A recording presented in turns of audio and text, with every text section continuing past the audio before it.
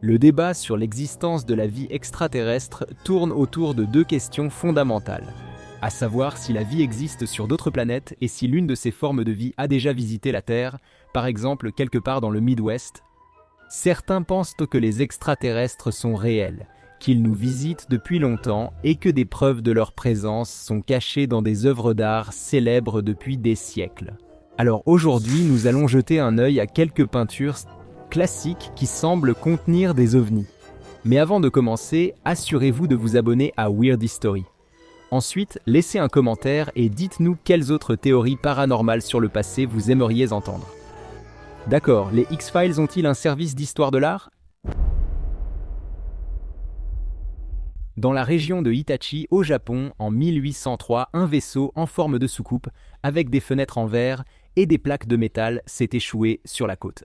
L'objet a été appelé Utsubune, ce qui signifie bateau creux.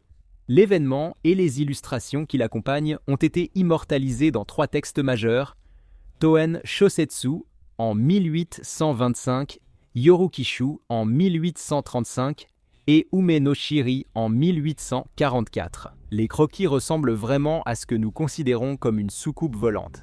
Selon certaines légendes, une belle femme est sortie du navire, vêtue de vêtements inhabituels et portant une boîte mystérieuse avec d'étranges inscriptions dessus. Cela a amené certains experts à classer ce récit comme un mythe issu de l'isolationnisme du Japon et de son hostilité envers le monde extérieur.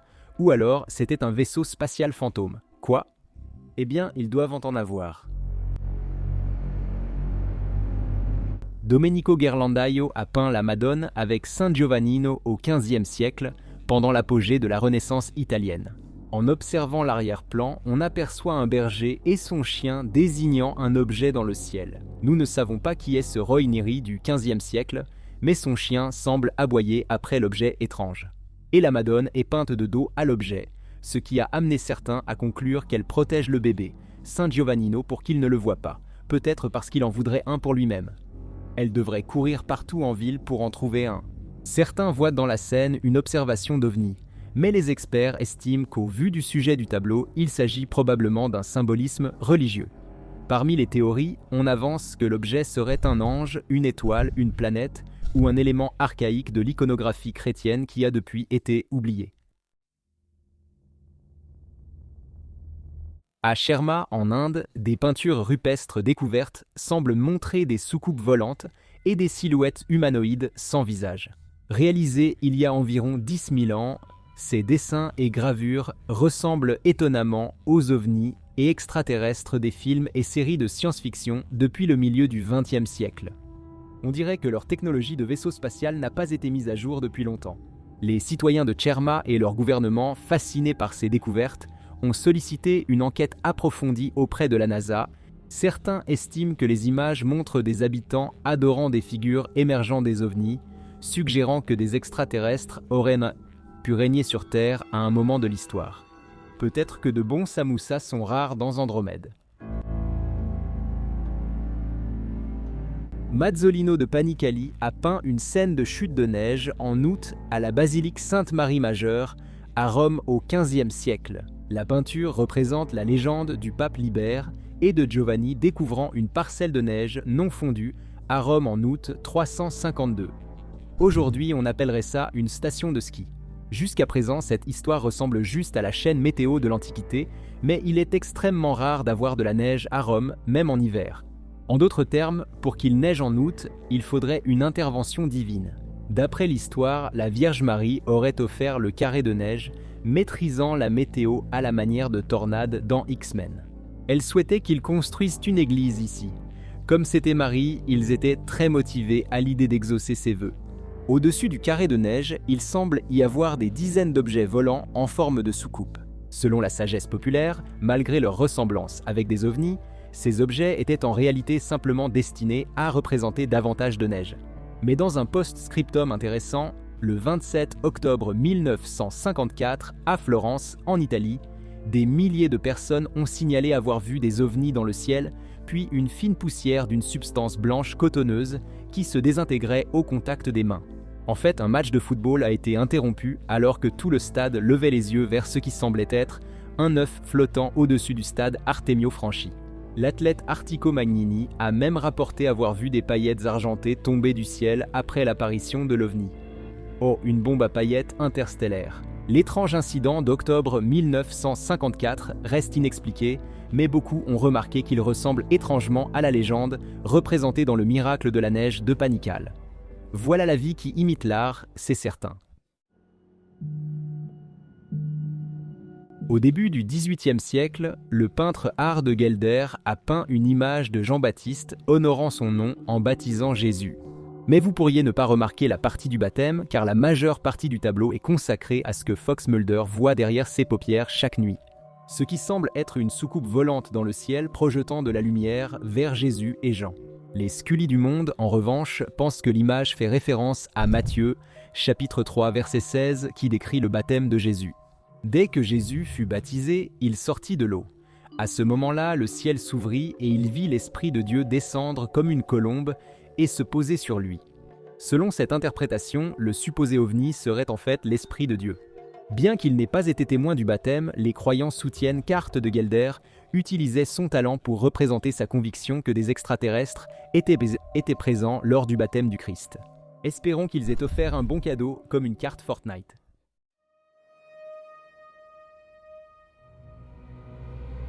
La cathédrale Svétis Ovili est une cathédrale orthodoxe orientale près de Tbilissi, l'actuelle capitale de la Géorgie, le pays, pas l'État.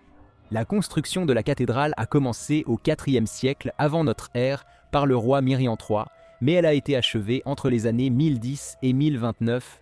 Les fresques de la cathédrale se sont estompées avec le temps, mais celle qui a attiré l'attention des passionnés d'ovnis aurait été peinte au XVIIe siècle par un artiste inconnu. Si vous regardez sous chacun des bras de Jésus dans la fresque, vous verrez ce qui ressemble à une méduse, une rouge à gauche et une blanche à droite. Comme beaucoup l'ont noté, elles ressemblent aussi à des ovnis avec des faisceaux lumineux dessous. Ou peut-être bénissaient-ils juste des invertébrés. Selon les historiens de l'art religieux orthodoxe oriental de cette époque représentait un soleil et une lune dans chaque représentation du Christ crucifié. Et les deux objets souvent pris pour des ovnis sont probablement juste des représentations stylisées de ces corps célestes. Mais tu sais quel film célèbre a deux soleils ? Star Wars. Et qu'est-ce qu'il y a plein dans Star Wars ? Des extraterrestres. Échec et mat, fresque de la cathédrale Sveteshovali.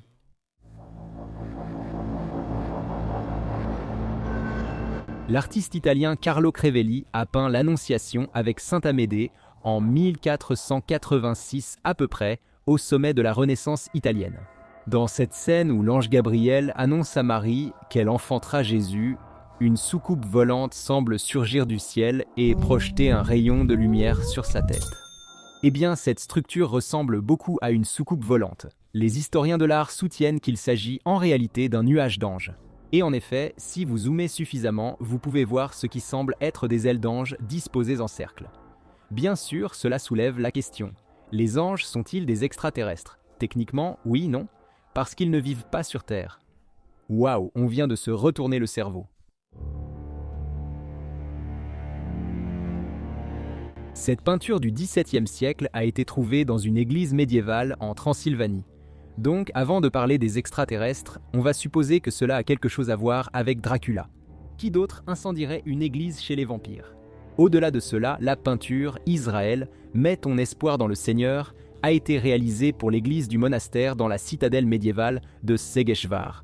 Et elle semble clairement représenter une église en feu entourée de volutes de fumée avec une étrange soucoupe volante au-dessus. La soucoupe laisse derrière elle une traînée de fumée, évoquant une version médiévale de l'affiche d'Independence Day. Sous la peinture, les mots griffonnés en calligraphie disent « Israël Opha often Ern », ce qui se traduit par « Israël, mets ton espoir dans le Seigneur ». Donc, si les ovnis font exploser l'église, cela ferait-il du Seigneur le Will Smith de cette histoire ? Ou le Jeff Goldblum ? Ou peut-être même le Randy Quaid ? Cette fresque se trouve au monastère de Visoki Dečani, au Kosovo, en Serbie. Dans les coins supérieurs des panneaux gauche et droit, on voit des objets volants avec des pilotes visibles qui émettent des rayons de lumière.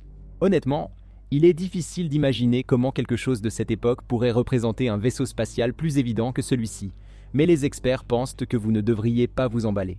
Comme mentionné précédemment, dans toutes les représentations orthodoxes orientales du Christ crucifié, on trouve un soleil et une lune. Ces experts pensent que les deux objets, qui semblent tout droit sortis d'une bande dessinée de science-fiction des années 1950, ne sont en réalité que des représentations très stylisées du soleil et de la lune.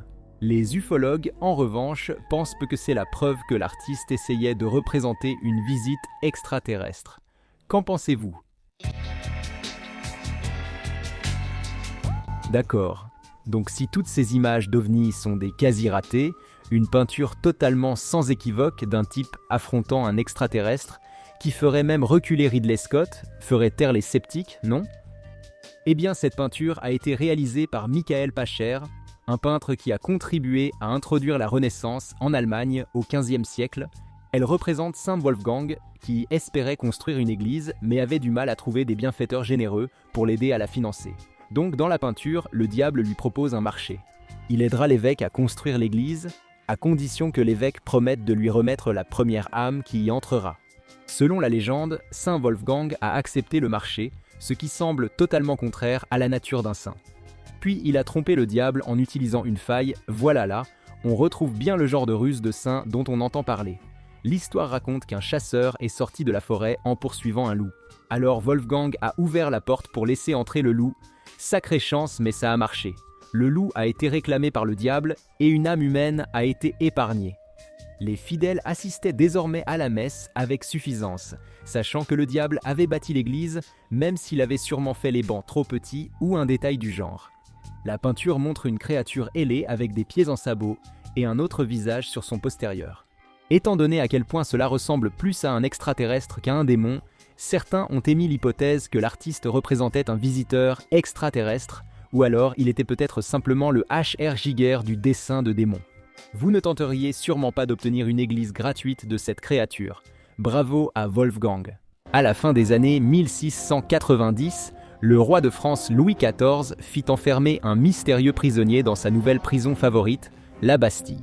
Des histoires célèbres de Voltaire et Alexandre Dumas, basées sur l'identité de cet homme, sont encore populaires aujourd'hui.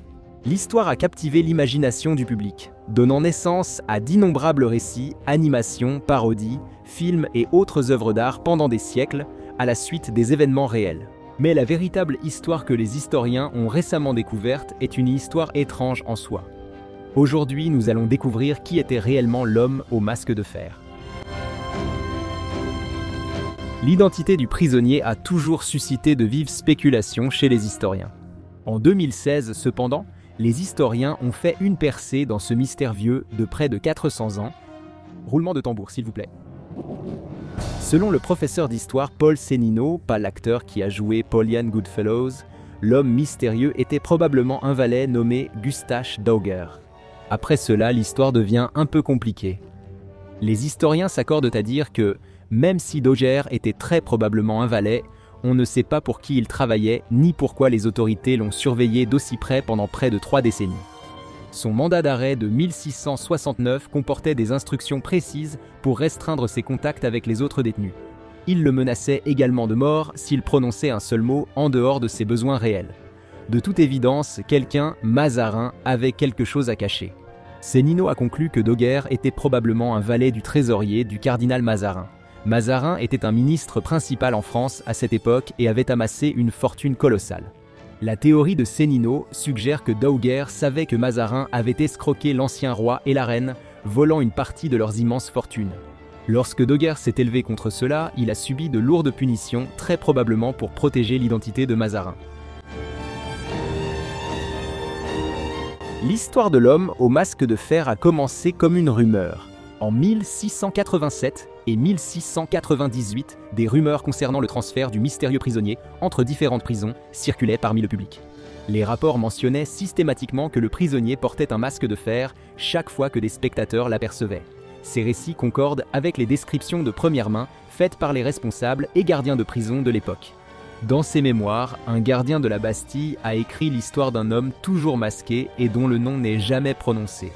Le masque cachant l'identité du prisonnier, cela a entraîné de nombreuses rumeurs et spéculations sur son identité et les raisons de son emprisonnement par Louis XIV. Pour ajouter encore au mystère, la prison aurait soi-disant incinéré tout ce qu'il possédait après sa mort en 1703. D'autres rapports et rumeurs affirment que les autorités ont également nettoyé les murs de sa cellule après sa mort. Que cela soit vrai ou non, cela a tout de même captivé l'attention du public et le mythe de l'homme au masque de fer est né. Dans son livre « À la recherche de l'homme au masque de fer, une enquête historique », l'historien Paul Sénino avance un argument convaincant. Le masque n'était probablement pas en fer. De nombreux historiens estiment que le masque était en velours, pas en fer, et que le prisonnier ne le portait probablement pas en permanence. Il était probablement porté uniquement pour dissimuler son identité lorsque les autorités le transféraient d'une prison à une autre. Même si l'homme au masque de velours sonne différemment, ce matériau a plus de sens historiquement. Les masques en velours étaient alors populaires comme accessoire pour protéger la peau du soleil ou dissimuler son identité lors de certaines activités. Mais ceci est une autre histoire. Voltaire, célèbre écrivain et philosophe français, a consacré beaucoup de temps à ses recherches, à écrire et à correspondre. Il a aussi souvent eu des problèmes avec les autorités à cause de ses critiques envers le gouvernement. En 1717, Voltaire s'est retrouvé incarcéré à la Bastille après avoir écrit un vers particulièrement mordant sur un régent dans l'une de ses œuvres. Durant son séjour, il a collecté des récits sur l'homme masqué auprès de prisonniers plus âgés qui disaient le connaître. Voltaire a pris des libertés créatives avec cette histoire. Sa version fut probablement la première à ajouter le détail du masque en fer. Sa description donnait au masque l'air de sortir du film Saw.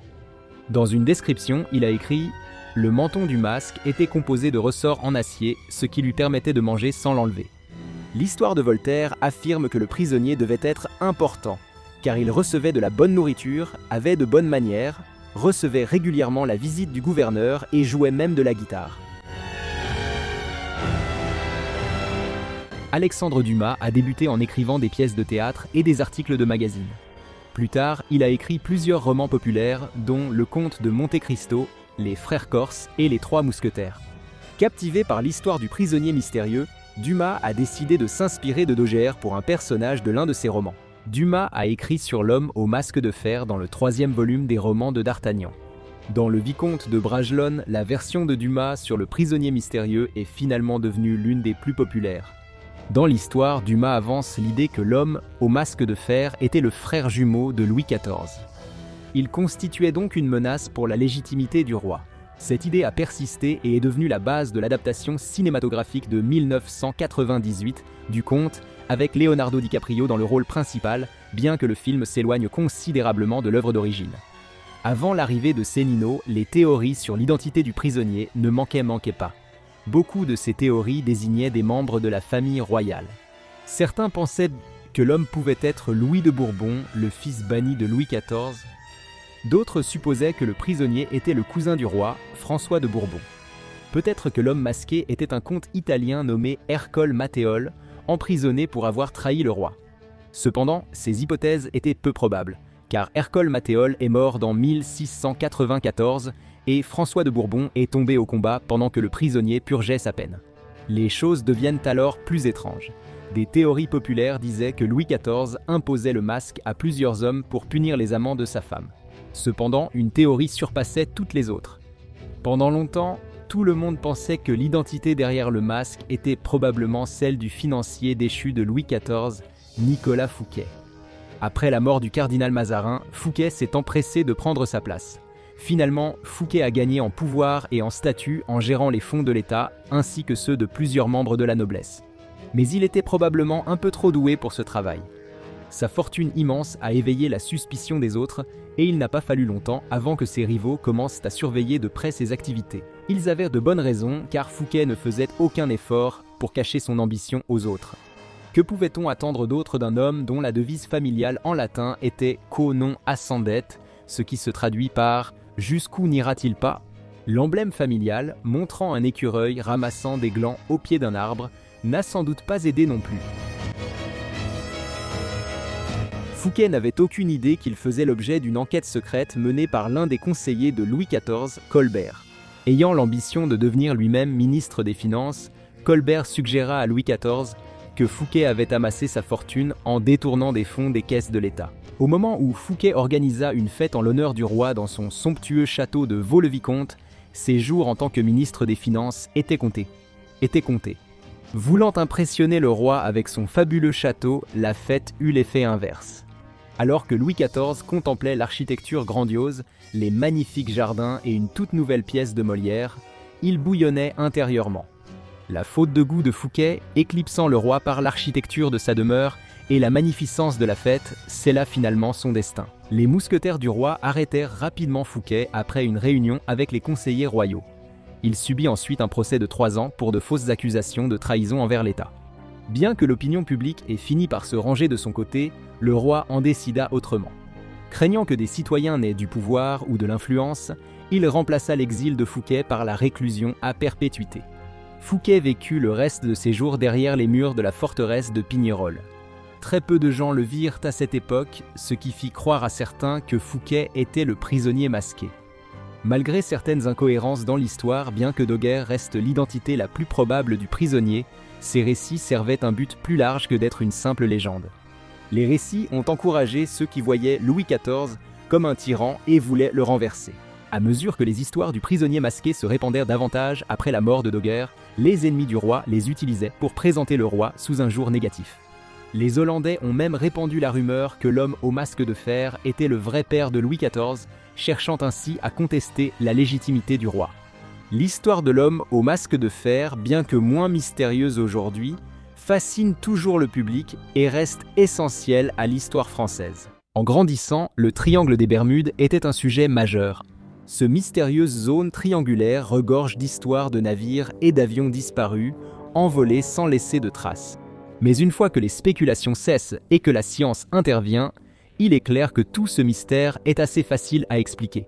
Aujourd'hui, nous parlons du triangle des Bermudes et nous allons démystifier les mythes entourant cette théorie du complot. D'accord, maintenant plongeons dans la Weird History.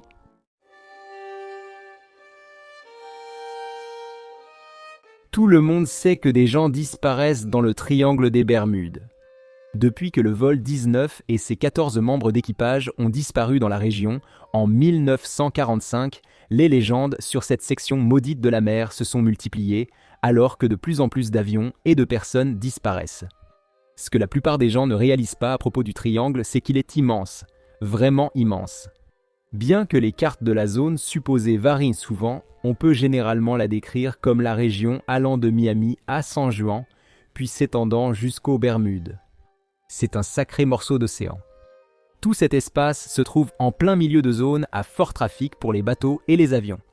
Et naturellement, avec beaucoup de trafic et un vaste océan profond, il y aura beaucoup de disparitions. Ou, plus précisément, vous n'allez pas les voir.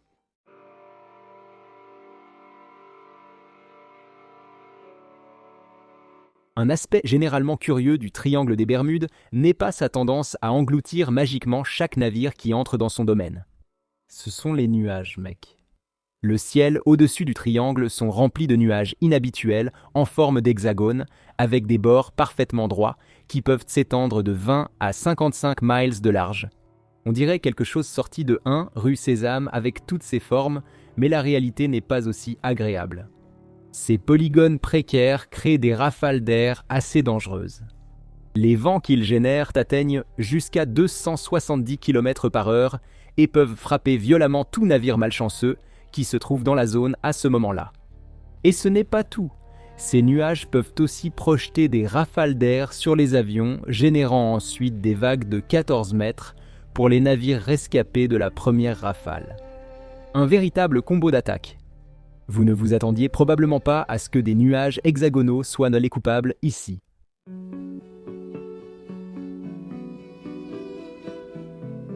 Puisqu'on parle de tempêtes, il faut qu'on parle aussi des ouragans. Après tout, l'océan Atlantique en regorge. Et même si les côtes atlantiques peuvent sembler magnifiques, elles sont aussi un véritable foyer de mauvais temps. Dans le triangle, les fronts d'air froid rencontrant les eaux chaudes créent les conditions idéales pour une météo chaotique. Vous ne voulez pas être un marin épuisé quand cela arrive. Mais comme le veut l'histoire, trop de gens osent affronter les tempêtes violentes et paient le prix de ne pas respecter le triangle. Chacun a sa théorie sur les disparitions dans le triangle des Bermudes.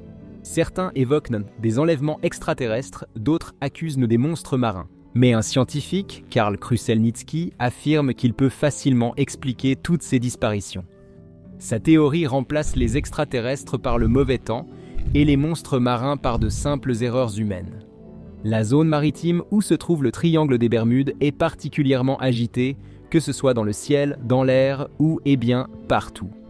Ajoutez à cela un trafic aérien et maritime intense, mené par des humains sujets aux accidents, et vous obtenez une recette pour le désastre. Kruszelnicki pense que la combinaison des hautes vagues et des vents encore plus puissants constitue un piège mortel pour un pilote ou un marin distrait ou inexpérimenté.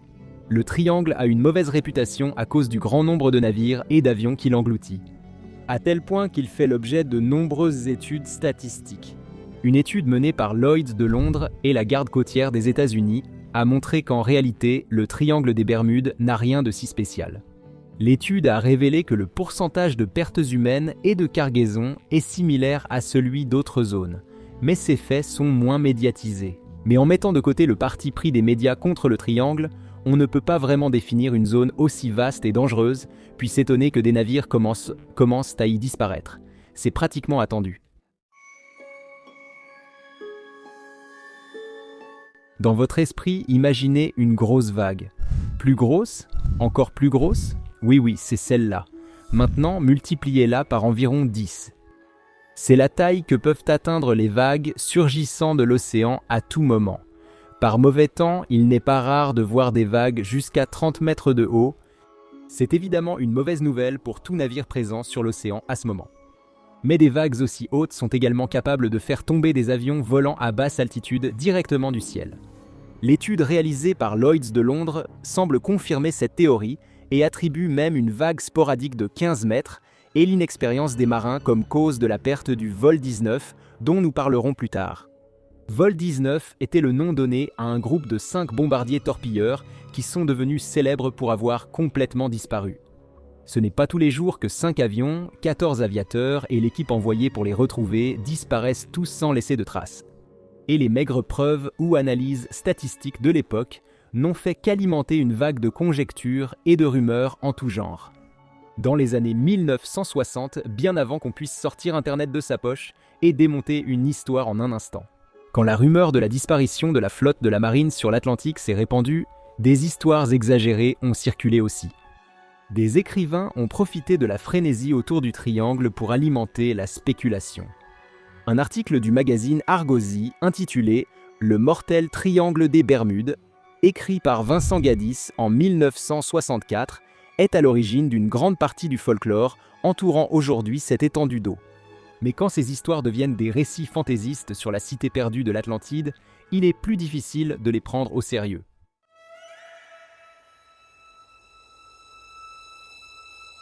Vous allez entendre beaucoup de gens dire que le vol 19 volait dans des conditions idéales et que par conséquent, leur disparition ne peut s'expliquer que par quelque chose d'un autre monde. À cela, nous disons, attendez un instant. Malgré ce que certains, soi-disant historiens, vous diront sur les conditions de vol ce jour fatidique, nous connaissons les faits. La disparition la plus célèbre de l'histoire du triangle des Bermudes était en réalité simplement due à une malchance extrême. C'était une mission d'entraînement, donc l'équipage n'était pas vraiment adapté aux conditions. Quand on affronte des vagues de 15 mètres dans un avion volant à basse altitude, on veut un capitaine expérimenté, ce qu'ils avaient, cependant, il était en train de se remettre d'une gueule de bois à ce moment-là. Et on est tous passés par là, capitaine. Comme Larry David dans Larry et son nombril, où tout empire sans cesse, les choses ont empiré. Le lieutenant Charles Taylor, réputé incompétent, avait oublié sa montre et possédait une boussole défectueuse. Pour aggraver les choses, personne à bord ne semblait même savoir où il se trouvait. Ainsi, fidèle à sa réputation, Taylor a pris une mauvaise décision qui a mené ses hommes plus profondément dans les tempêtes de l'Atlantique et à leur perte. Exactement comme Larry et son nombril.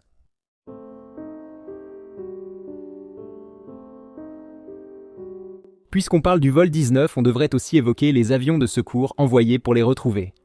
Ils font partie de cette histoire. Même si cet équipage a aussi péri prématurément dans l'Atlantique, ils ne se sont pas simplement volatilisés comme le racontent les légendes. Comme c'est souvent le cas, ce détail se perd dans la légende. Non seulement l'avion de secours est resté visible, mais il a carrément explosé.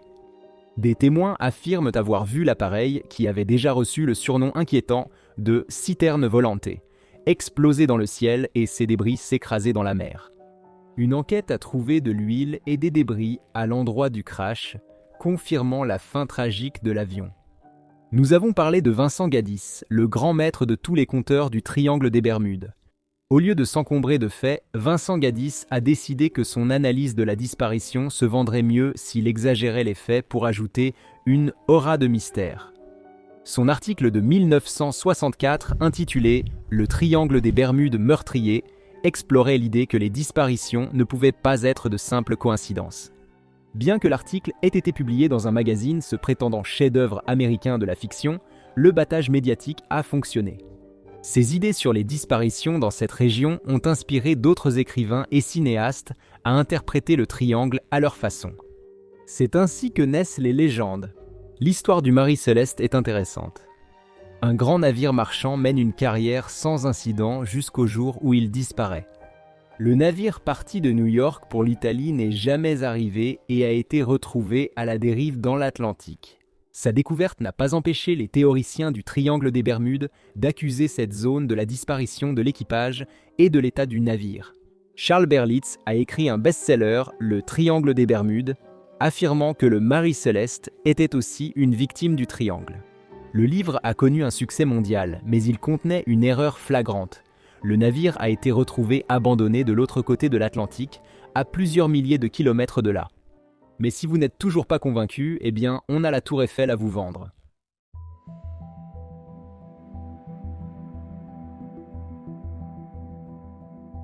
En ce qui concerne les théories sur le Triangle des Bermudes, même nous devons admettre que celle-ci a l'air plutôt géniale. Une explication du Triangle des Bermudes affirme que des navires disparaissent dans la cité perdue de l'Atlantide. Les champs de force autour de la ville et les cristaux de feu capables d'éclater en pure énergie seraient responsables de la chute des avions et navires. Ce qui ressemble à Jason Momoa en train de travailler en heures supplémentaires ou BDRs pourrait en réalité n'être que du gaz méthane, ce qui, d'une certaine manière, revient toujours à parler de Jason Momoa. Le méthane peut être piégé dans la glace et formé de l'hydrate de méthane. J'admets que cela paraît un peu exagéré car le dernier piégeage du méthane remonte à l'époque glaciaire, il y a environ 15 000 ans. Si cela s'était produit au cours des 100 dernières années, cela aurait forcément affecté les navires, comme le suggère cette théorie du complot sur l'Atlantide. Aucune information sur la façon dont les changements de direction chez DC affectent cette théorie en particulier. Nous avons passé toute cette vidéo à dire des choses plutôt négatives sur le Triangle des Bermudes.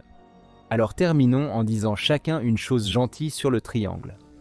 Nous allons commencer. Malgré sa mauvaise réputation, le triangle n'est pas considéré comme l'une des zones dangereuses pour les cargos. C'était sympa, non? Bien sûr, il connaît son lot de tempêtes tropicales et une météo agitée. Et bien sûr, il y a des disparitions qu'on ne peut oublier. Tout transporteur vous dira qu'il existe des endroits si redoutés pour les navires que le Triangle des Bermudes paraît insignifiant. Une étude menée en 2013 par le WWF, celui pour la faune, pas celui qui vous frappe à la tête avec une chaise en acier, classait les environnements maritimes les plus hostiles. Et devinez quoi, le triangle n'a même pas eu de mention honorable. Le Triangle des Bermudes est plus apprécié que la mer de Chine méridionale, les Indes orientales ou les îles britanniques. Peut-être l'an prochain, le Triangle des Bermudes, peut-être l'an prochain. Presque tout le monde a entendu parler du Triangle des Bermudes, une petite région de l'Atlantique Nord réputée avoir envoyé d'innombrables bateaux et avions au fond de l'eau. Vous n'avez sans doute jamais entendu parler du triangle du lac Michigan. Avec ses navires coulés, ses avions disparus et ses observations d'OVNI, cette zone prétendument hantée des Grands Lacs s'est forgée une réputation pour ses phénomènes effrayants et inexpliqués. Alors aujourd'hui, nous allons parler du mystérieux triangle du lac Michigan. D'accord ? Il est temps de prendre le large vers les eaux inexplorées de Weird History. Du côté du Wisconsin, il y a Manitowoc. Du côté du Michigan, il y a Ludington au nord et Benton Harbor au sud. Des phénomènes inexpliqués et des légendes effrayantes liées à la région remontent jusqu'à la fin du XVIIe siècle, lorsqu'un navire français a disparu avec la marée pour ne jamais être revu. L'explorateur français René Robert Cavelier sieur de la Salle a commencé à travailler sur un immense navire conçu pour le transport de fourrures d'animaux et a décidé de le nommer le Griffon.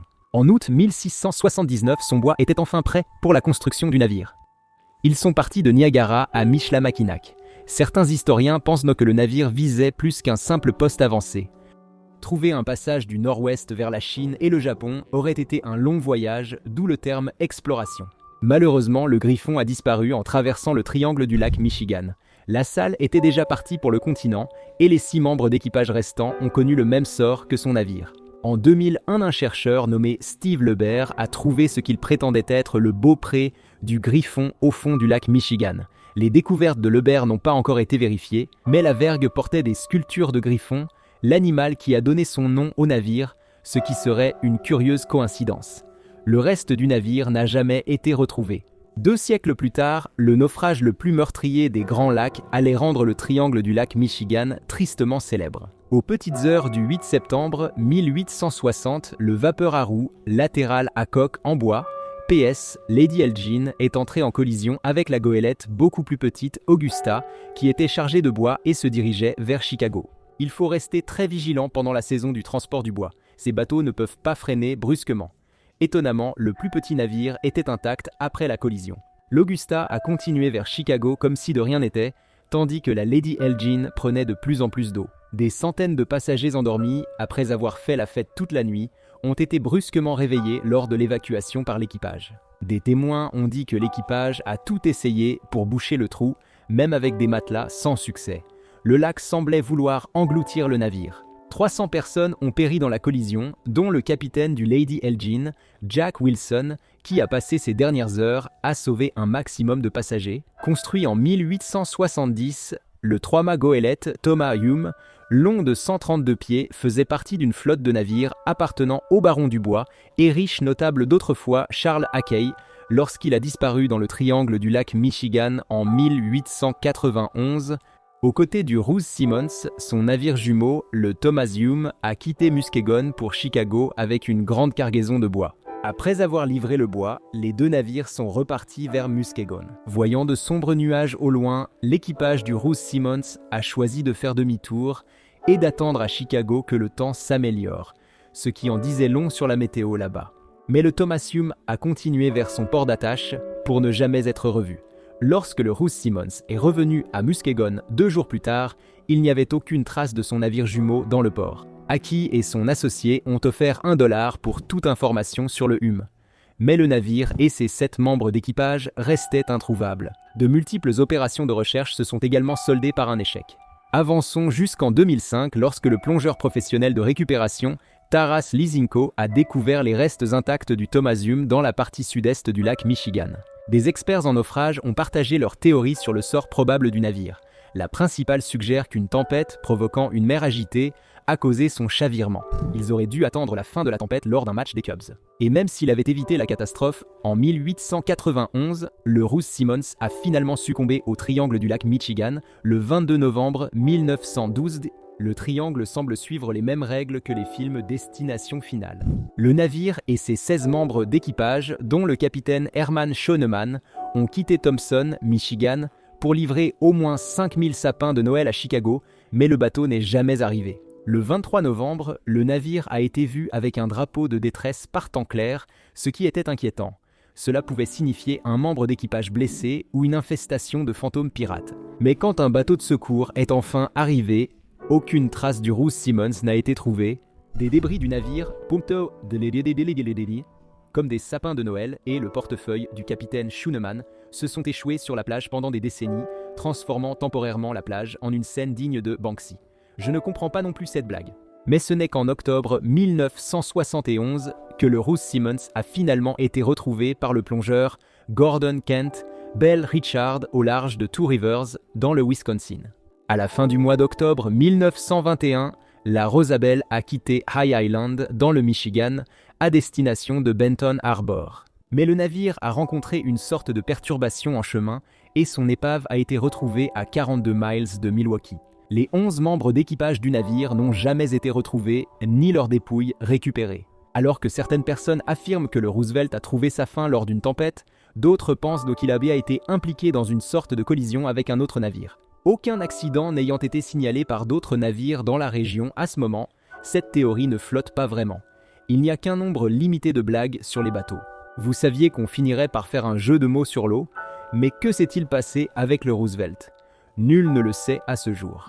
Le fait que la yole du navire n'ait jamais été retrouvée ajoute potentiellement une nouvelle dimension à un mystère déjà complexe. Certains ont suggéré que le yawl aurait pu être emporté comme souvenir par celui ou ce qui a coulé le navire.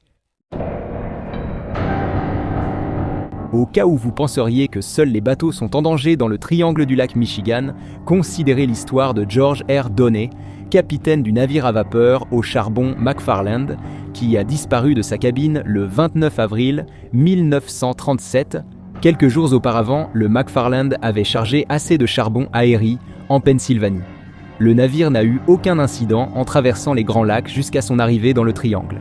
Après avoir guidé son navire dans des eaux agitées et glacées, le capitaine Donner s'est retiré dans ses quartiers tard le 28 avril pour dormir quelques heures. Le 29 avril au matin, alors que le McFarland approchait de Port Washington, le premier officier a frappé à la porte du capitaine Donner sans obtenir de réponse. La porte des quartiers du capitaine était verrouillée, alors l'équipage a fouillé la cuisine à la recherche de leur commandant, mais il n'y avait aucune trace de lui nulle part. Cela a poussé les hommes à forcer la porte du capitaine Donner, pensant qu'il dormait profondément ou était ivre. Après tout, c'était un capitaine de marine. Au lieu de trouver leur capitaine en train de cuver sa gueule de bois, l'équipage découvrit seulement une cabine vide. Le capitaine Donner n'a jamais été retrouvé, et l'affaire reste aussi énigmatique qu'elle l'était en 1937. La disparition totale d'un avion est encore plus troublante qu'un crash d'avion dont on ne retrouve jamais les passagers. C'est ce qui est arrivé au vol 2501 de Northwest Airlines en 1950 alors qu'il survolait le triangle du lac Michigan. En route de New York à Seattle, l'avion avait atteint la rive est du lac Michigan juste après minuit, le 24 juin. Le commandant de bord de l'avion, Robert C. Lind, a demandé l'autorisation au contrôle aérien de descendre à 2500 pieds afin d'éviter un orage qui se formait au-dessus du lac. La demande du commandant Lind a été refusée et peu de temps après, l'avion a disparu. Lind, 2 membres d'équipage et 55 passagers se sont volatilisés avec lui. Au moment où l'avion a disparu, un habitant local a déclaré aux journalistes avoir vu un éclair impressionnant au-dessus du lac. Cette lumière étrange, observée par beaucoup, a été décrite comme ressemblant au soleil couchant. Elle n'a duré qu'une seconde avant de disparaître. Ces visions et sons fantomatiques ont alimenté des spéculations sur une cause surnaturelle ou extraterrestre de la disparition de l'avion. Comme la mini-série Les Langoliers de Stephen King, meilleure que ce qu'on en dit. La pire catastrophe d'avion commercial de son époque, la disparition du vol 2501 reste entourée de mystères. Seuls quelques débris et restes échoués ont été retrouvés. Les recherches suivantes n'ont pas permis de retrouver l'appareil. Pendant un certain temps, l'écrivain de romans d'aventure Clive Cussler a financé une quête annuelle pour retrouver le vol Northwest 2501 dans sa tombe aquatique. Chaque année, l'équipe de recherche rentrait bredouille. Même pas une vieille botte ou un squelette de poisson de dessin animé. Ce jour-là, ça ne mordait vraiment pas. En février 1978, Steve Kubatsky, originaire de l'ouest du Michigan, a été signalé disparu lors d'une expédition de ski de fond. En fouillant la zone pour retrouver Steve Kubatsky, les autorités trouvèrent des empreintes menant à la rive est du lac Michigan, où elles s'arrêtaient net, comme s'il avait été enlevé au ciel ou regagné son royaume sous les vagues. Après la découverte des skis et du sac de Steve Kubatsky, tous ont pensé qu'il était tombé à travers la glace du lac et mort. La glace et la neige sur le lac Michigan étaient exceptionnellement épaisses cet hiver-là. Mais dans un rebondissement choquant, Steve Kubatsky s'est réveillé 15 mois plus tard dans un champ à Pittsfield, Massachusetts, à 1100 km à l'est de l'endroit où il avait disparu. Il ne se souvenait ni de l'endroit où il avait passé plus d'1 an, ni de comment il s'était retrouvé si loin de chez lui. Son dernier souvenir était d'avoir atteint le lac Michigan. Steve Kubatsky a refusé de parler de sa situation après son sauvetage initial et, à ce jour, il reste silencieux sur cet événement, ce qui est compréhensible. Personne n'aime revivre le moment où il est entré dans une transe à la Belushi et a erré à travers la moitié du pays. Il a peut-être fondé une seconde famille quelque part. Ou pire, il a peut-être monté un groupe. Le Michigan enregistre un nombre inhabituellement élevé d'observations d'OVNI comparé aux autres États. Certains attribuent cela au triangle du lac Michigan. Selon Wood TV, basé dans l'ouest du Michigan, la police reçoit des plaintes concernant des ovnis au-dessus du triangle du lac Michigan depuis 1913. En 1919, le New York Times a rapporté que 2 énormes boules de feu avaient été vues en train de tomber dans le lac Michigan. Le journal Sausalito News en Californie a indiqué que l'impact avait été entendu jusqu'en Indiana. Le New York Times a parlé de météores, mais d'autres témoins ont évoqué des forces métaphysiques semant le chaos. Vu l'histoire et la réputation du triangle du lac Michigan, cela aurait aussi bien pu être des extraterrestres transportant du bois. Le 8 mars 1994, des centaines d'habitants du Michigan, le long du lac Michigan, ont signalé avoir vu des objets en forme de disque planer au-dessus d'eux, certains avec des lumières clignotantes. Un opérateur radar du service météorologique national, témoin, a déclaré à la police « Je n'ai jamais vu ça, même en surveillant des tempêtes. Ce n'est pas une tempête, c'est flippant. » On se demande combien de bateaux Fox Mulder a perdu dans le lac Michigan. Référence pointue. Le professeur d'archéologie Mark Holy et son collègue Brian Abbott ont découvert une formation circulaire de pierre à 12 mètres de profondeur en utilisant la technologie sonar pour rechercher des épaves dans le triangle du lac Michigan en 2007. Le long de la périphérie des rochers, Mark Holy et Brian Abbott ont également trouvé un bloc de pierre marqué d'une gravure préhistorique représentant un mastodonte aujourd'hui disparu, ce qui suggère que la formation pourrait avoir plusieurs milliers d'années. Certains estiment que la formation, similaire à Stonehenge, servait aux cérémonies, d'autres qu'elle endiguait le lac pour faciliter la pêche. Les recherches sur ces formations rocheuses se poursuivent et, afin de respecter les groupes autochtones dont les ancêtres pourraient avoir érigé le Stonehenge submergé du lac Michigan, l'emplacement exact des structures reste tenu secret. Cela dit, si l'on en croit tous les films d'horreur jamais réalisés, il ferait sans doute mieux de laisser ces pierres tranquilles. Les cyclopes, les licornes et autres créatures mythologiques n'ont évidemment jamais vraiment existé. Enfin, probablement. Et même si nous ne pouvons jamais être totalement certains des origines des croyances et superstitions anciennes à propos de ces créatures, il existe des théories assez convaincantes sur les raisons pour lesquelles les gens ont pu croire en elles. Aujourd'hui, nous allons examiner quelques explications réelles étonnamment plausibles pour des créatures mythiques. Bon, voilà encore un beau mythe dans lequel nous nous sommes embarqués. De nombreuses théories existent sur l'origine du cyclope géant à un œil dans la mythologie grecque et romaine. La cyclopie est une vraie condition affectant les fœtus humains, déplaçant une cavité oculaire au centre du crâne. Cela provoque généralement des fausses couches ou des mortinescences, plutôt que des personnes géantes vivantes avec un seul œil central. La plupart des gens de l'Antiquité ignoraient sans doute même l'existence de cette affection.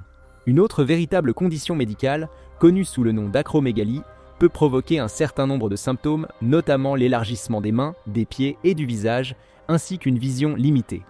Cela correspond d'une certaine manière à la description du cyclope dans la littérature. Il est possible que l'œil unique de la créature soit une métaphore, indiquant une capacité de vision plus généralement limitée. Il est également possible que les histoires sur le cyclope proviennent simplement de récits de personnes n'ayant qu'un seul œil, ou peut-être même de personnes portant des cache-œils habilement dissimulés. Mais peut-être que la théorie la plus convaincante concerne les crânes d'éléphants, en particulier ceux laissés par le mammouth nain crétois aujourd'hui disparu.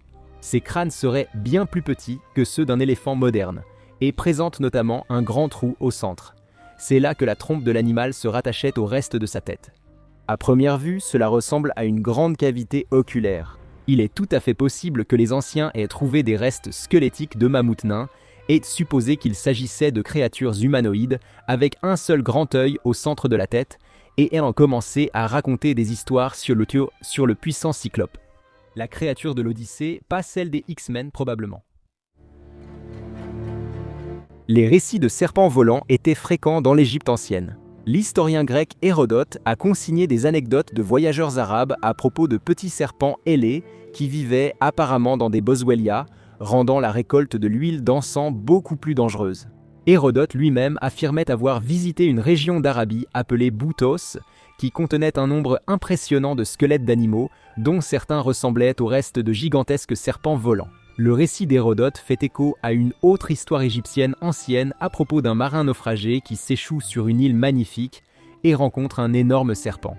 Le serpent parle à l'homme car c'est une histoire ancienne et affirme qu'il était membre d'une race autrefois puissante qui a été anéantie par une étoile tombée du ciel. Une théorie populaire sur Reddit avance que ces histoires pourraient avoir été inspirées par un lieu réel connu sous le nom de Wadi el-Hitan, ou la vallée des baleines. Ici, des milliers de squelettes de baleines anciennes datant de l'ère Éocène restent visibles.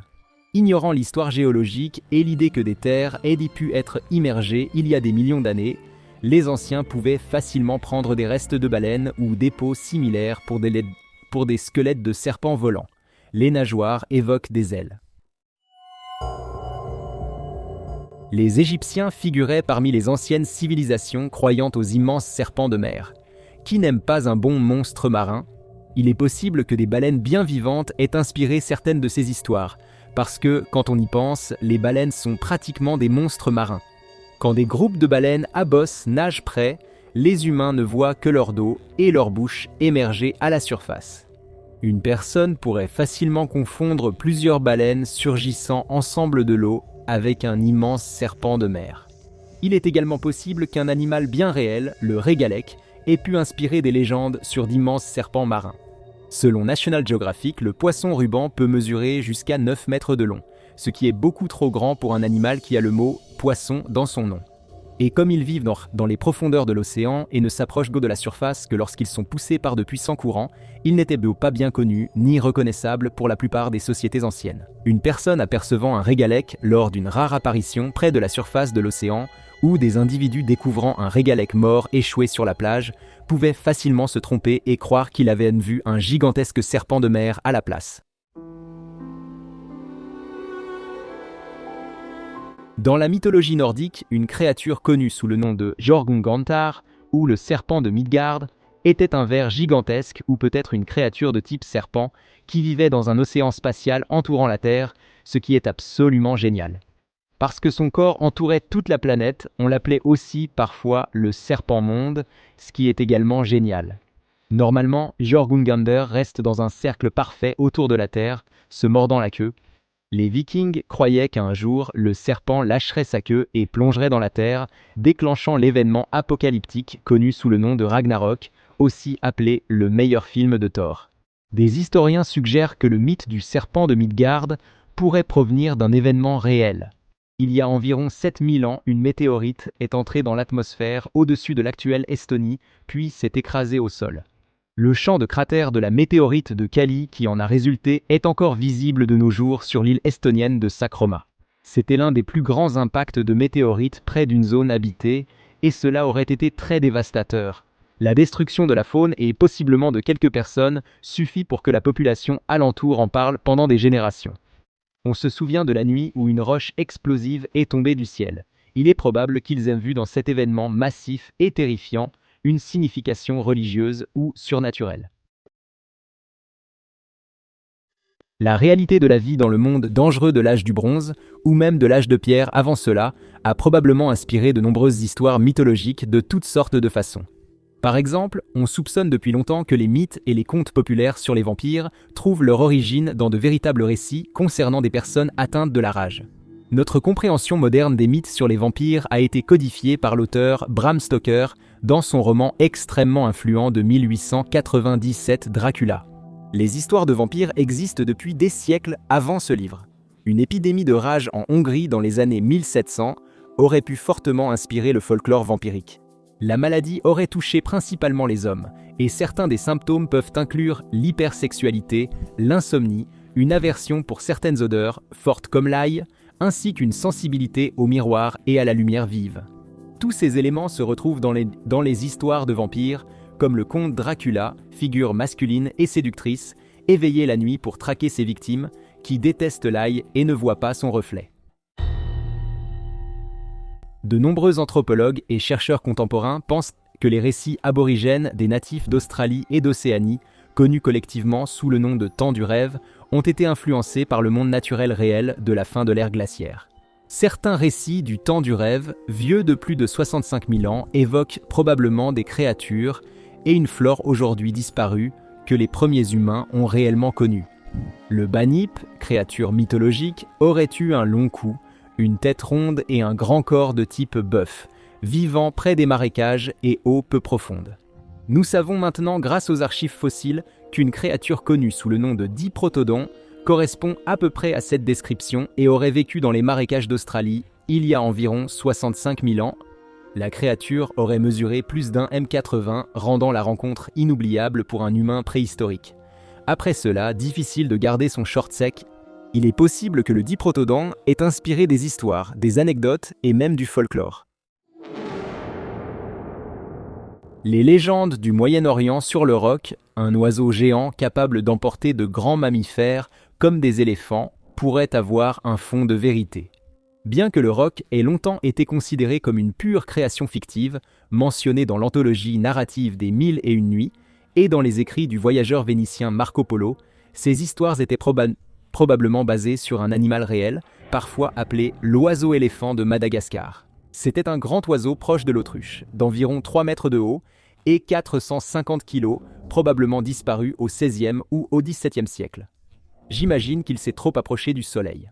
L'amiral Étienne de Flacourt décrit la créature en détail dans son Histoire de la grande île de Madagascar, écrite dans les années 1600, même l'anecdote de Polo sur une créature précise qu'elle a d'abord été vue à Madagascar, rendant ce lien encore plus probable. Le peuple maori de Nouvelle-Zélande raconte aussi des contes sur un oiseau monstrueux, le Puakaya, assez grand et féroce pour chasser et tuer des humains. Ces histoires pourraient s'inspirer d'un autre animal réel appelé l'aigle de Haast. C'était la plus grande espèce d'aigle ayant jamais existé sur Terre, pesant environ 14 kg avec une envergure d'environ 3 mètres. En d'autres termes, c'était un sacré grand aigle. Bien que les aigles se nourrissaient surtout d'oiseaux incapables de voler, ils pouvaient aussi menacer des humains isolés, notamment des enfants. Imaginez être une babysitter et devoir expliquer ça aux parents. L'aigle de Haast aurait vécu autour de l'île du sud de la Nouvelle-Zélande vers l'an 1400 à peu près, à l'époque où les Maoris sont arrivés et se sont installés dans la région. La chasse du moa par les Maoris, principale nourriture de l'aigle, a peut-être causé son extinction. Parfois, un animal n'a même pas besoin de disparaître pour que ses restes mystérieux inspirent le folklore. Par exemple, la plupart des échantillons biologiques supposés venir d'un Sasquatch ou d'un Yeti proviennent en fait d'un ours mort. En 2016, National Geographic a partagé une histoire particulière à propos d'un ours noir américain nommé Petals, qui s'était blessé aux pattes avant et avait appris à marcher debout sur 2 pattes. Observer un autre être ayant subi une adaptation similaire aurait pu inspirer des légendes sur le Bigfoot, surtout si cette créature était déformée génétiquement, atteinte de gale ou d'une maladie modifiant son aspect. De telles erreurs étaient encore plus fréquentes dans l'Antiquité, où la connaissance zoologique et les moyens de vérifier les espèces étaient bien moins développés, sans émission de chasse au Bigfoot sur les chaînes câblées. Dans la littérature ancienne, les auteurs se trompaient souvent sur les descriptions d'animaux exotiques. Sans photographie, les auteurs se fiaient à des descriptions orales, écrites ou à des dessins grossiers, sauf s'ils avaient vu l'animal eux-mêmes. Les lions représentés dans la Grèce antique ressemblent plus à des chiens qu'à de vrais félins. De plus, hippopotame en grec signifie cheval de rivière. Effectivement, la ressemblance existe. Le fait est qu'ils n'avaient pas toujours tout à fait raison. Certains anthropologues et historiens pensent que les récits mythologiques sur les licornes proviennent en réalité de tentatives de décrire des animaux réels, comme le rhinocéros. Il y a des siècles, il y avait plus d'espèces de rhinocéros. Les créatures avec plusieurs cornes étaient connues sous le nom de rhinocéros, tandis que celles qui n'avaient qu'une seule corne étaient parfois appelées licornes. À ce jour, le genre de certains rhinocéros asiatiques reste Unicornus. Des preuves fossiles récemment découvertes indiquent l'existence d'un ancêtre du rhinocéros moderne connu sous le nom de licorne serbe. Ces rhinocéros géants couverts de fourrure vivaient dans les prairies d'Eurasie il y a 39 000 ans et partageaient la terre avec les premiers humains. Il est possible que ces rhinocéros hirsutes aient précisément donné naissance à des histoires sur Othasme, sur un cheval mythologique à cornes, inspirant d'innombrables cahiers Lisa Frank dans les années à venir. Ah, Chernobyl. Ce nom à lui seul évoque des images de forêts lumineuses, de terrains de jeu hantés et suffisamment de radiation ambiante pour cuire un poulet à la broche. Mais tout cela n'est que la partie émergée de l'iceberg incroyablement effrayant quand il s'agit des histoires que les gens racontent à propos du célèbre site de la catastrophe. Et c'est pour ça. Aujourd'hui, nous allons jeter un œil à quelques histoires effrayantes de Tchernobyl. Enfilez votre combinaison anti-radiation parce qu'on y va. Le 26 avril 1986, le réacteur numéro 4 de Tchernobyl a explosé, déclenchant l'une des pires catastrophes nucléaires de l'histoire. Mais cela n'a pas empêché le physicien nucléaire new-yorkais Andrei Karsoukov d'y passer ses vacances en 1997. Pour être honnête, Andrei n'était pas là pour un selfie, mais avec une équipe pour des relevés de radiation. Mais alors qu'il se tenait devant l'installation scellée, il a entendu quelqu'un crier à l'aide depuis l'intérieur du réacteur. Le problème, c'est que personne n'était entré dans cette pièce depuis des années. Vous savez, à cause de toute cette histoire de fusion nucléaire, la porte du réacteur nécessitait aussi un mot de passe et littéralement une empreinte de main pour s'ouvrir. Et si quelqu'un était entré, il aurait déclenché une alarme. Plus tard dans la soirée, alors que l'équipe dînait, un projecteur à l'intérieur de la même pièce s'est allumé. L'équipe a plaisanté sur une surtension, puis la lumière s'est éteinte dès qu'ils ont fini leur phrase. C'était peut-être un bug, ou peut-être que quelqu'un voulait vraiment réchauffer un hot pocket dans la salle de repos de l'enfer, ou peut-être, juste peut-être, que c'était un fantôme. Peut-être un fantôme voulant chauffer un hot pocket au micro-ondes. On ne peut pas l'exclure. Selon un pianiste de formation classique connu seulement sous le nom de Yuri, peu après la fusion, lui et sa troupe musicale financée par l'État ont reçu l'ordre de se rendre dans la zone adjacente à Tchernobyl, à Pripyat, pour jouer devant des habitants qui n'avaient aucune idée qu'il y avait eu une fusion nucléaire. C'était pratiquement une mission suicide. Pour un musicien, un concert reste un concert. En réalité, les musiciens n'avaient pas non plus été informés de ce qui se passait. Alors, le spectacle a commencé. Et comme Yuri l'a décrit, la ballerine a dansé magnifiquement jusqu'à ce que ses cheveux commencent à tomber en pleine pirouette, puis du sang a coulé de son nez et de ses oreilles. Les villageois n'étaient pas des professionnels de la santé, mais ils savaient par expérience que la ballerine était condamnée. Leurs enfants, édentés et par endroits sans peau, lui ont offert des fleurs, puis la panne du générateur a plongé la scène dans l'obscurité. Mais les fleurs et les enfants continuaient de briller. Yuri s'est enfui en démarrant une voiture sans clé et en conduisant plusieurs jours. Mais au moment où il a atteint un endroit sûr, il était devenu aveugle. On dit qu'il est le seul membre survivant de la troupe. Cela confirme simplement ce que nous avons toujours dit, n'organisez pas de ballet dans une zone radioactive. Les robots étaient censés nettoyer Tchernobyl, mais quand ils ont entendu le plan, ils se sont mis en grève. Bon, le vrai problème, c'était en fait les radiations, qui a grillé leur circuit comme un couteau chaud dans du beurre soviétique. Alors l'URSS s'est tourné vers ses plans de secours. Plus de danseurs de ballet. Non, on plaisante. Ils ont envoyé des soldats. C'est tout aussi horrible. Ces hommes étaient appelés les liquidateurs, et on leur donnait deux choix, servir 2 ans en Afghanistan ou passer 2 minutes à pelleter du sable sur le réacteur exposé. La plupart ont choisi le sable. Les soldats prenaient un shot de vodka et couraient sur le toit avec des pelles, sachant très bien que cela pouvait les tuer. Beaucoup sont morts, d'autres ont souffert de problèmes de santé à long terme. Il s'avère que la vodka ne prévient pas vraiment la maladie due aux radiations. Quand on manipule du plutonium comme du paillis, on prend ce qu'on peut.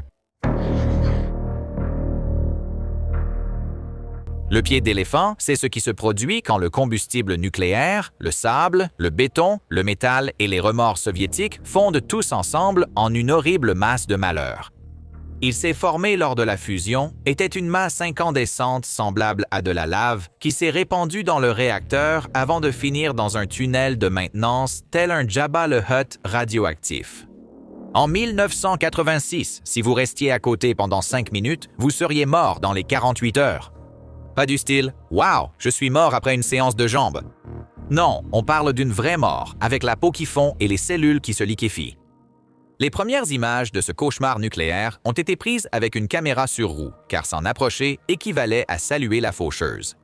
Les photos montrent un tas bosselé et fumant qui ressemble vaguement, vous l'aurez deviné, à un pied d'éléphant, si l'éléphant avait été maudit par un sorcier et avait des pieds faits de pâte à modeler. Même aujourd'hui, le pied d'éléphant reste dangereux. Pas au point de mourir instantanément, mais il ne faut surtout pas le toucher, à moins que vous ne vouliez briller dans le noir. Après Tchernobyl, les rumeurs ont explosé comme « Eh bien, Tchernobyl ». Des gens disaient avoir vu des loups géants, des poissons lumineux et des grenouilles à 3 yeux sautant partout comme lors d'une audition pour les Simpsons.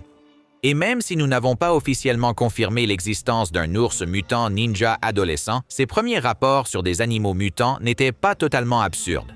Un porcelet local, par exemple, est né avec une DPJ, c'est-à-dire 2 bassins et des pattes supplémentaires. En gros, un cochon à double derrière. Vous pouvez le voir aujourd'hui au Musée national ukrainien de Tchernobyl, sans doute l'endroit le plus effrayant à visiter sans risquer d'invoquer accidentellement un démon. Mais voici le rebondissement que personne n'attendait. La nature a en fait repris ses droits. Les oiseaux ont des cerveaux plus petits. Les rongeurs ont moins de petits, et les grenouilles font ce que font les grenouilles radioactives. On ne sait pas. Mais dans l'ensemble, la faune autour de Tchernobyl prospère. Il s'avère qu'une fois les humains partis, la forêt a simplement dit « Cool, merci ». On s'en charge maintenant. C'est une conférence TED post-apocalyptique. Comment j'ai appris à ne plus m'en faire et à aimer les radiations. Donc, la morale de l'histoire semble être que la nature guérit, mais seulement après s'être débarrassée de nous.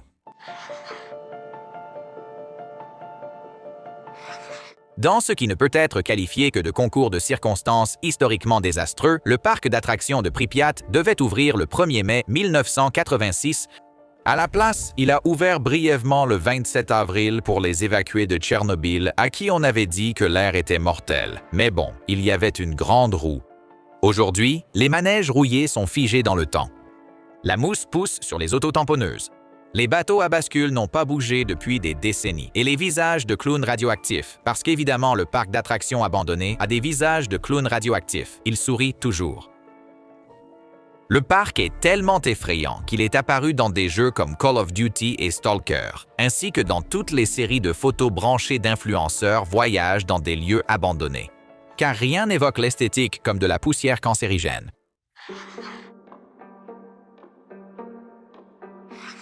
Si X-Files nous a appris quelque chose, c'est que l'implication des extraterrestres rend tout plus effrayant. Donc, il n'est pas très surprenant que des ovnis aient été signalés en train de planer au-dessus du réacteur 4 avant et pendant la fusion, aspirant tranquillement l'excès de radiation comme des Roombas cosmiques. Selon cette théorie, les extraterrestres nous auraient sauvés d'une catastrophe majeure, ce qui est très aimable de leur part, surtout en pensant à ce que Ripley a fait à leur reine. Une affirmation similaire est apparue après la catastrophe nucléaire de Fukushima en 2011 au Japon, suggérant que la Terre pourrait être l'équivalent galactique d'une maison sécurisée pour les tout-petits, et que les extraterrestres sont juste des babysitters flottants, soupirant quand on met une fourchette dans la prise nucléaire.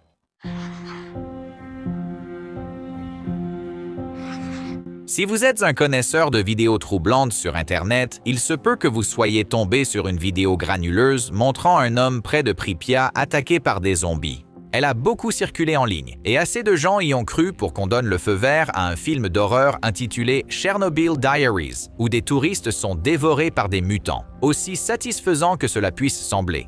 Cependant, la vidéo de zombies est fausse. Les images ont été tirées du jeu vidéo de 2007 Stalker Shadow of Chernobyl, où des mutants parcouraient la zone d'exclusion après une seconde fusion fictive du cœur. Même si cela fait peur, il n'y a pas de zombies mangeurs de touristes à Tchernobyl, désolé. Cela dit, si nous pouvons organiser une autre fusion du cœur ou deux, qui sait? Vous savez ce qui est pire qu'une fusion du cœur? Une fusion du cœur qui crie. Oui, selon certains ouvriers et enquêteurs, le réacteur de Tchernobyl a émis un hurlement étrange et aigu dans les instants précédant l'explosion. Les témoins l'ont décrit comme un son que l'on ressent dans ses os. Mais était-ce le bruit de la pression de vapeur qui s'accumulait dans un cœur nucléaire condamné? Ou était-ce, comme le suggère Reddit, l'âme du réacteur quittant son corps? Dans tous les cas, si votre bâtiment commence à hurler, il serait peut-être temps de partir. Notre meilleure hypothèse est qu'il s'agissait d'une combinaison de stress structurel, de vapeur surchauffée et d'un cœur sur le point d'être propulsé dans le ciel. Mais puisque les films Amityville établissent clairement qu'un bâtiment peut être possédé, nous allons donc ajouter celui-ci à la liste des lieux hantés. Plusieurs témoins, dont des gardes, ingénieurs et habitants, disent avoir vu une silhouette sombre aux yeux rouges brillants près du réacteur 4 dans les jours précédant l'explosion. Ça a l'air faux, non? Comme un coup de pub pour promouvoir un film sur le cousin radioactif de Slenderman? Mais voilà le truc, ces témoignages datent d'avant la catastrophe. Et après l'explosion, les apparitions se sont multipliées. Pendant des semaines, bruits étranges et apparitions ont persisté dans les décombres. Surnommé l'oiseau noir de Tchernobyl, certains ont identifié cette créature comme un présage de malheur du type Mothman. Les sceptiques, toujours prompts à gâcher le plaisir, affirment que c'était juste un grand oiseau ou une hystérie collective. Quoi qu'il en soit, selon nous, des yeux rouges brillants plus des niveaux mortels de radiation, ça veut dire qu'il est temps de partir en courant. Dans la ville abandonnée de Pripyat, autrefois un foyer animé pour des milliers de travailleurs de Tchernobyl, l'un des spectacles les plus inquiétants se trouve dans les vestiges d'une maternelle. À l'intérieur, éparpillés sur des sols pourrissants et du linoléum écaillé, se trouvent les corps fondus et tordus de poupées d'enfants. Leur aspect effrayant vient non seulement de leur visage fondu ou membres manquants, mais surtout de leur disposition. L'une a été retrouvée avec des clous dans les yeux. Une autre, assise droite sur une petite chaise, tenait un compteur Geiger. C'est très dérangeant, mais c'est voulu. Les poupées sont de vrais artefacts, mais leurs poses actuelles ont été arrangées par des visiteurs, photographes et amateurs de sensations fortes, désireux de rendre la scène encore plus sinistre. Et même si les niveaux de radiation à Pripyat sont généralement faibles aujourd'hui, l'ambiance glauque de cette crèche reste hors norme.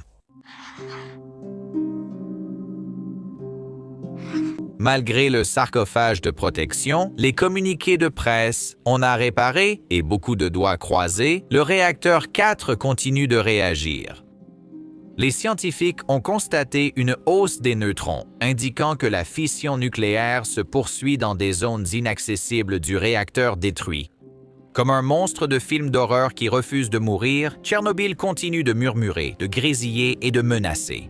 Ce n'est pas dangereux pour l'instant, mais cela indique qu'il reste des points chauds de combustible radioactif qui se déplacent lentement sous le béton. Et si quelque chose se déstabilise, eh bien, disons simplement que la suite ne sera peut-être pas diffusée sur HBO. Cela pourrait arriver dans la vie réelle. Est-ce que c'est assez effrayant pour toi? Il était une fois, au XIIe siècle, 2 enfants qui sortirent d'une fosse avant de s'avancer tranquillement dans une paisible ville anglaise. Voilà pour l'histoire. Ce qui est étrange, c'est que ces enfants en particulier pourraient facilement être confondus avec Shrek et Kermit la grenouille, car ils avaient la peau d'un vert éclatant. C'est pourquoi, aujourd'hui, nous allons explorer comment les mystérieux enfants verts de Woolpit ont intrigué les historiens. D'accord, on dirait qu'on a le feu vert. Alors, c'est parti.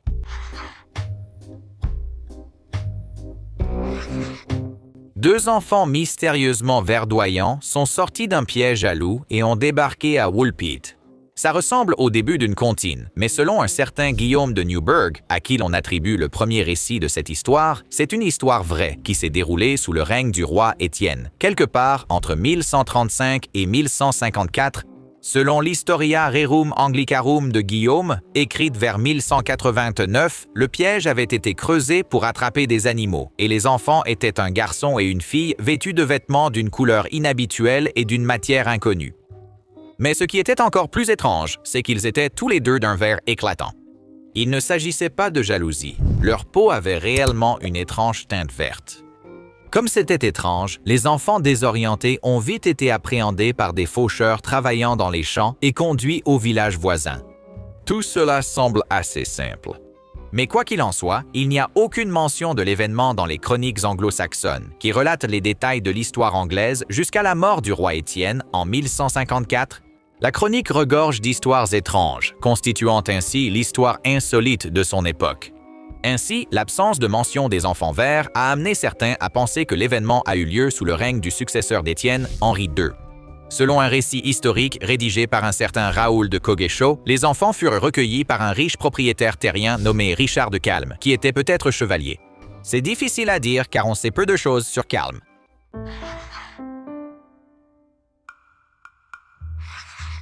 Après un séjour à Woolpit, la fillette verte a appris assez d'anglais pour raconter son histoire et celle de son frère.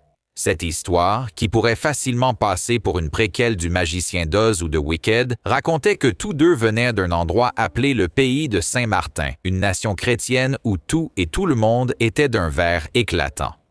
Le soleil ne brillait jamais et la terre était plongée dans un crépuscule brumeux perpétuel.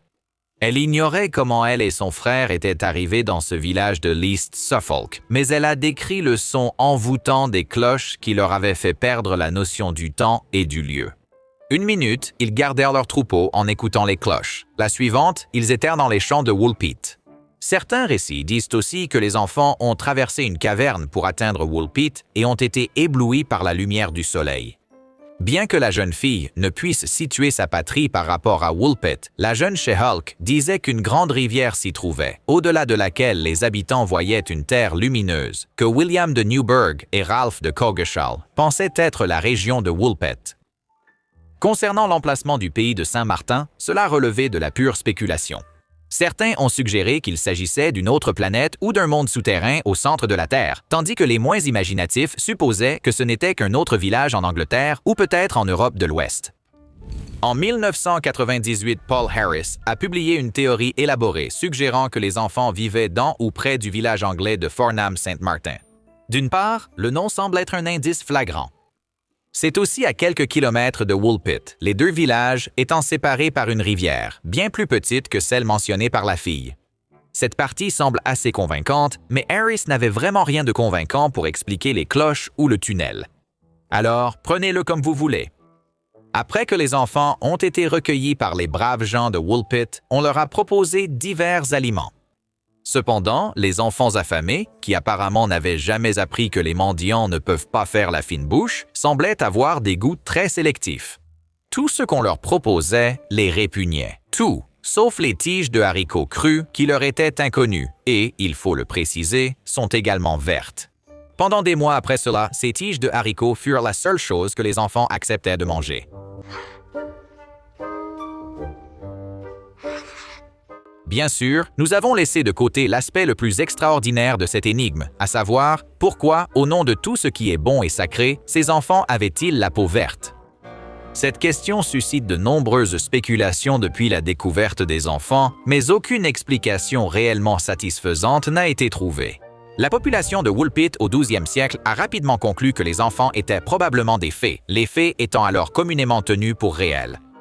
On imaginait que les fées étaient des êtres surnaturels qui ressemblaient principalement à des humains, et le récit des enfants à propos du pays de Saint-Martin donnait vraiment l'impression d'un endroit où des fées pourraient vivre. Les fées suscitaient de vraies inquiétudes, car on pensait qu'un humain pouvait être piégé dans le monde des fées pour l'éternité. Bien sûr, cette situation serait évidemment l'inverse. Évidemment, tout le monde n'adhérait pas à toute cette histoire de fées. Dans un livre de 1621, L'anatomie de la mélancolie, l'auteur Robert Burton était assez catégorique. Pour lui, les enfants étaient des extraterrestres, affirmant qu'ils étaient probablement tombés du ciel, d'une planète où le soleil ne brillait jamais. D'autres analyses, dont celle de l'astronome écossais Duncan Lunan, allaient dans le même sens. Selon lui, les enfants ne sont probablement pas arrivés dans une soucoupe volante, mais disposaient des moyens d'être transportés instantanément dans notre monde directement depuis le leur. Des créatures à la peau verte avec une technologie de téléportation? D'autres fans de Star Trek pensent-ils que ces enfants étaient de jeunes Orions?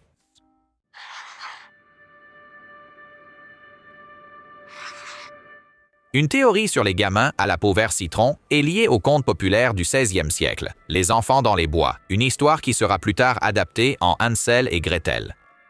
Dans l'histoire, deux jeunes orphelins sont recueillis par leur oncle qui complote ensuite de les tuer et de voler leur héritage. Dans une première version, il envisage de les empoisonner à l'arsenic, ce qui expliquerait selon certains leur peau verte. Cependant, ces personnes ont probablement tort, car bien que l'arsenic puisse assombrir la peau, il ne la rend pas verte. Une autre théorie souligne que les enfants étaient proches de la famine lorsqu'on les a découverts et avance que leur refus de manger autre chose que des fèves crues suggère qu'ils souffraient probablement d'anémie hypochrome, également appelée pleurose. Cette condition est causée par une mauvaise alimentation qui affecte la couleur des globules rouges et peut entraîner une teinte de peau nettement verdâtre.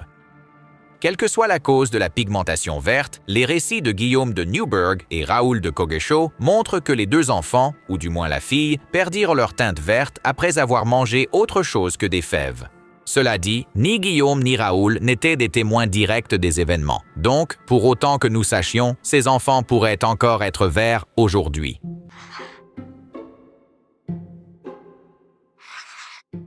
Vous l'avez peut-être remarqué, les immigrés ont souvent la vie difficile. Même dans le passé, et les 11e et 12e siècles furent une période d'immigration massive pour les Flamands qui voyageaient en Angleterre depuis le nord de la Belgique.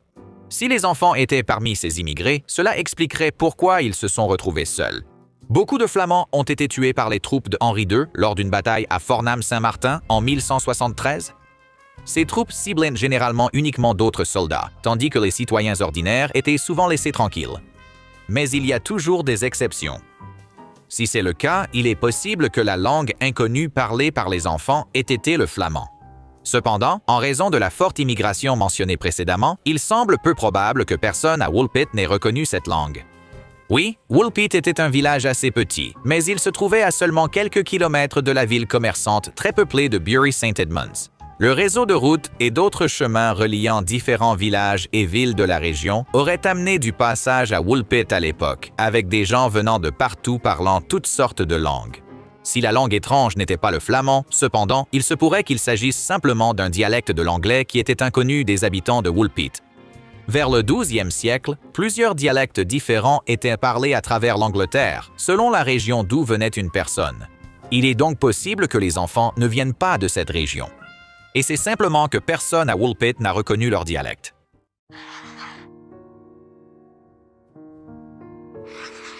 Les récits de Guillaume de Newburgh et de Raoul de Coggeshall s'accordent sur la survie de la fille à l'âge adulte, mais divergent sur la durée de vie du garçon. Dans la version des faits de Billy Newburgh, le garçon décède peu de temps après que lui et sa sœur aient été baptisés, donc il se pourrait que nous soyons face à une sorte de présage ici. Newburgh précise aussi que la fille, une fois adulte et mariée, a encore vécu quelque temps. Mais c'est tout ce qu'il dit. Cependant, dans la version de Ralph de Coggeshall, le garçon ne s'est pas bien adapté à la vie à Woolpit. Il était toujours languissant et déprimé, et il est décédé avant que les deux puissent être baptisés. Selon Ralph, la fille a grandi en étant dévergondée et dissolue dans sa conduite, ce qui nous paraît assez moralisateur de la part de Ralph. Mais puisqu'il est mort, on va laisser passer ça.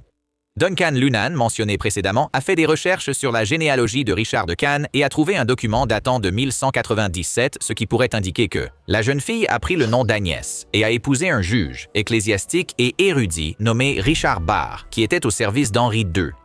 Lunan base son affirmation sur une pétition foncière contenant des noms et dates qu'il pense liés aux enfants verts. Bien qu'aucun nom de famille n'ait été donné, ni aucune source de l'héritage, on pense que la pétition venait du fils de Richard de Cannes, Walter, qui avait effectivement une fille mentionnée dans le registre. Si Lunan a raison, cela signifie qu'Agnès Verte aurait grandi pour devenir une femme adulte non verte et aurait vécu aux côtés d'un mari influent. Cependant, selon John Clark, aucune preuve ne relie ce registre à des personnes impliquées dans l'histoire des enfants verts. Il existe peu de preuves directes que de Cannes ait connu quelqu'un nommé Agnès, ou que Richard Barre ait épousé une personne de ce nom. Ainsi, bien qu'il soit généralement admis que la jeune fille a grandi et s'est mariée, le reste de l'histoire mérite davantage un signal d'alarme qu'un feu vert. Qu'en pensez-vous? Avez-vous vos propres théories sur ce qui s'est passé? Faites-le nous savoir dans les commentaires ci-dessous. Et pendant que vous y êtes, jetez un œil à certaines de ces autres vidéos de Weird History.